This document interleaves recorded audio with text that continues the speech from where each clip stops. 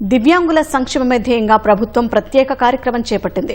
నల్గొండ జిల్లా దేవరకొండలో మంత్రి అడ్లూరి లక్ష్మణ్, ఎమ్మెల్యే బాలునాయక్ దివ్యాంగులకు ఉపకరణాలను అందించారు. దివ్యాంగులు ఆత్మవిశ్వాసంతో ముందడుగు వేయాలని, వారికి ప్రభుత్వం ఎల్లప్పుడూ అండగా ఉంటుందని మంత్రి అడ్లూరి లక్ష్మణ్ భరోసా ఇచ్చారు. నియోజకవర్గంలోని అర్హులైన వారందరికీ ప్రాధాన్యత క్రమంలో ఉపకరణాలు అందజేస్తామని ఎమ్మెల్యే బాలునాయక్ తెలిపారు.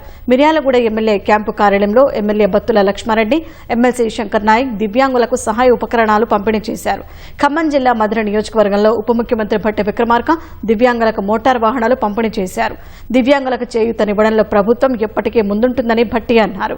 దివ్యాంగులకు విద్య, ఉద్యోగ అవకాశాల చేయూతనిచ్చేందుకు కృషి చేస్తున్నామని తెలిపారు.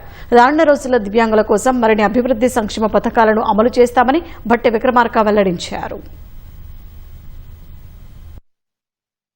చదువుకునేటువంటి వాళ్ళకి ఐప్యాడ్లు కానీ లేకపోతే ఇతరత్ర కంప్యూటర్స్ కానీ కావాల్సినవన్నీ కూడా అందించి కార్యక్రమం చేస్తూ వాళ్ళందరినీ సమానంగా ముందుకు తీసుకొని పోవడం కోసం ప్రభుత్వం ప్రయత్నం చేస్తుంది. అందులో భాగంగానే ఈ రోజు ఈ పంపిణీ కార్యక్రమం చేస్తా ఉన్నాం. ఈ ప్రభుత్వం ప్రజా ప్రభుత్వం, ప్రజల కోసం పనిచేసేటువంటి ప్రభుత్వం. ఈ ప్రభుత్వం ఉన్నంతకాలం మీకు ఎటువంటి ఇబ్బంది లేదు.